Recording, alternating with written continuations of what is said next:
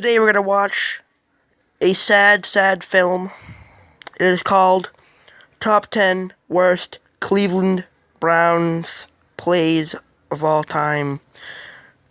Here we go. Football games, probably you're ever gonna see. And it's Travis Coons for the win. I just wanted to drive out low and stick my hand up. And it's blocked. It is picked up by Will Hill. Will Hill runs down the sideline. Hill's gonna get a block. Will Hill is gonna win the game on a blocked field goal. Unbelievable! It's a kick six. And he had been our guy, number 90, Brant Urban from Virginia, who's playing his first game tonight. It's crazy. I'm almost speechless. It's just a wonderful feeling. A very big shout out to Brant Urban, the Canadian, for getting his big nasty mitts on that kick last night. But, oh, the sad life of a Cleveland Browns fan. I wouldn't wish that kind of pain on anyone. Now, Browns fans are used to having things end in disappointment, which actually made it really easy for us to put together a top 10 Cleveland Brown fails. I like how SportsCenter made it sound like they were trying to piss off the Browns fans. Like I said, it was so easy to make the 10 fails. Brandon Wheaton getting caught under the flag. See, I was telling you about that maturity and that confidence, but he still is a rookie. Now, hopefully he'll come out of that and be able to start the game. Steelers taking on the Browns in 2002. Pittsburgh forces OT with a late touchdown. The Browns get an interception in the extra frame, setting up a field goal try for Phil Dawson, but he misses it. Pittsburgh then goes down the field, attempting a field goal on second down. It's blocked, but because the ball never crossed the line of scrimmage and the Steelers recovered, they get another shot. They get it down, it's up, and it is good. And that's when Jerome Bettis makes his lunge for the end zone. Richard Alston bobbling the ball, and it goes out of bounds at the 1-yard line. Couldn't be worse. Wow. 1999, referee Jeff Triplett throws a flag, inadvertently catching Orlando Brown in the eye. Brown would later confront Triplett, shoving him to the ground. He'd have to be restrained by teammates. Brown was ejected and would later sue the NFL because he was temporarily blinded by the incident.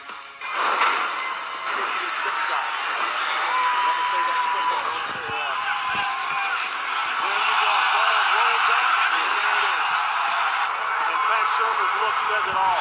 Watch Mack here on the snapper just prior to move his right leg, and he actually tips the ball, and that's why it's a bad snap. The impossible happened. Browns Bears in 2001. Cleveland up 14 with 32 seconds left. A Chicago TD cuts it to 7. The Bears then recover the onside kick, leading to a final heave in the dying seconds. Take your time. Steps up, gonna go for it all in the end zone. Jump ball. Caught. James Allen makes the miraculous catch to send the game into overtime. Oh my God, that's a good catch. Throws, that's bat into the air. Intercepted, and the Bears are gonna win it. Mike Brown has done it again. 1987 AFC Championship game between the Browns and Broncos. Cleveland down 7 with just over a minute to go in the fourth, driving in the red zone. Fumble the ball, and Denver has recovered. Oh, my. Biner had the first and goal and lost the ball. Good move upfield. Brown split special teamers, and now Brown is off to the races. Hurdles, kicks him in, and a flag is thrown. He tries to hurdle a punter, and he spikes him in the face. I mean, take a look at this. This guy's better than MMA. He got him perfectly right in the face. Oh, that's a beauty. Come on, man. Green takes the snap. Green steps up. Under some heat. He got rid of it. John Tate is running with the football. Flags come down. Instead of the game ending right there with a Browns victory, linebacker Dwayne Rudd is flagged for taking off his helmet, thinking he had sacked Trent Green, giving the Chiefs another play. Dwayne Rudd goes down as making one of the biggest mistakes in Cleveland Browns history. 2001, a controversial review late in the fourth led to Cleveland turning the ball over on downs against the Jags. That didn't sit well with the dog pound. Fortunately, those bottles are plastic. And now they're going to call the end of the game. Unbelievable. You're only hurting yourselves by throwing stuff on the field. Oh my God, well,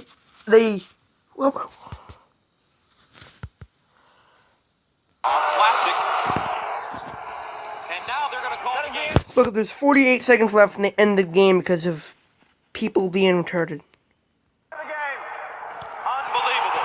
You're only hurting yourselves by throwing stuff on the field.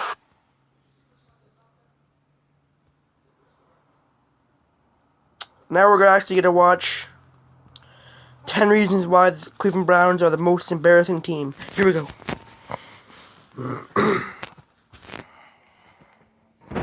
It's not easy to brew a beer this easy to drink.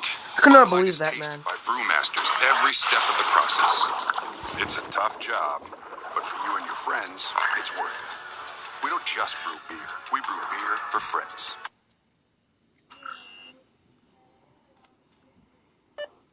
The poor Cleveland Browns. They're only human beings. They're a professional sports team based in Cleveland, Ohio. They bring in millions and millions to their owner every year.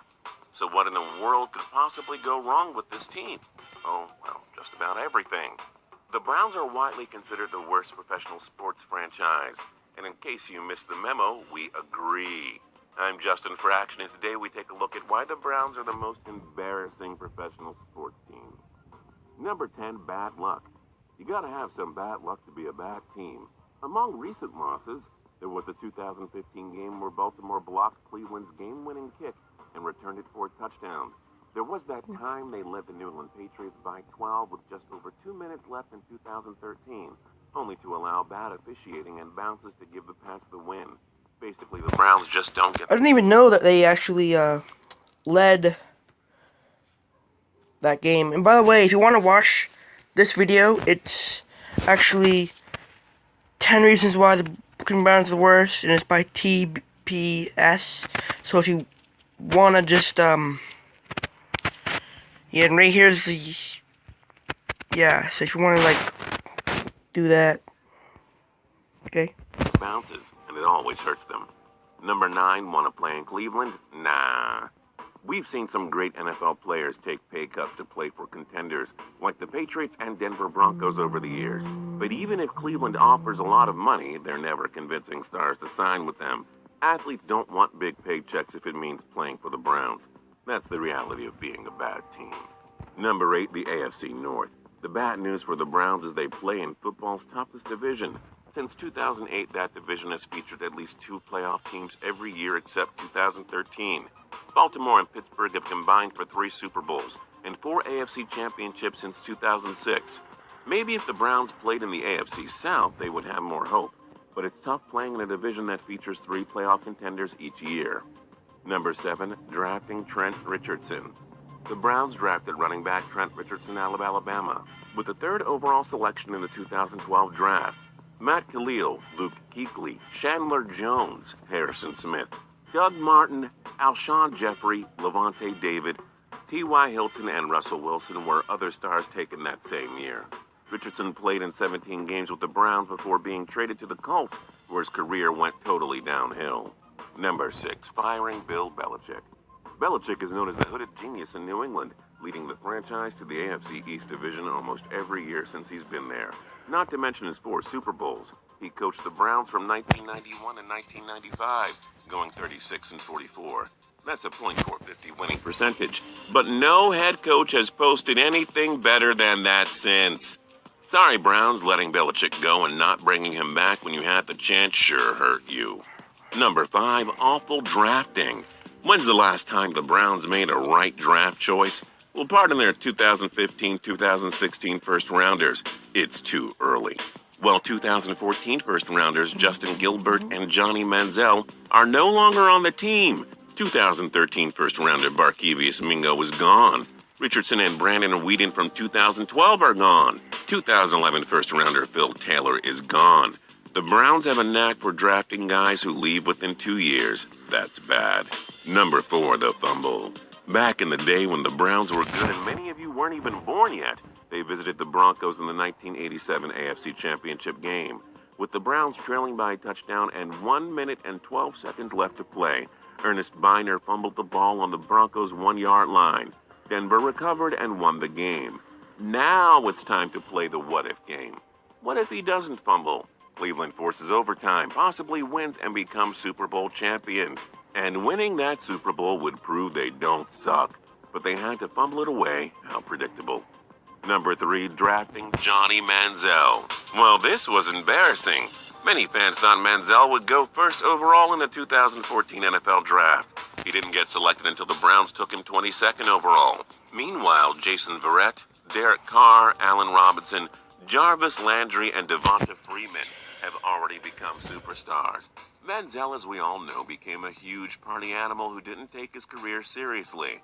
The Browns would release him after he posted just 1,675 yards, 7 touchdowns, and 7 interceptions in 14 games. That didn't go well. Number 2, hey, coach, where are you? Hello? Ever since the Browns were rejuvenated and came back into the NFL in 1999, it's all been embarrassment. What do the Browns hiring a new coach, Christmas, your birthday, and the Super Bowl have in common? They all come once a year. Since 1999, the Browns have hired 9 coaches, including 4 since 2012. Romeo Crennel has lasted the longest, coaching them from 2005 to 2008. And as you all know, Belichick coached New England since 2000. But who's counting? Number 1, the quarterbacks. When the Browns took Tim Couch first overall in 1999, they thought they found themselves their franchise signal caller. Instead, they kickstarted a trend that sees them find a new starting quarterback every year.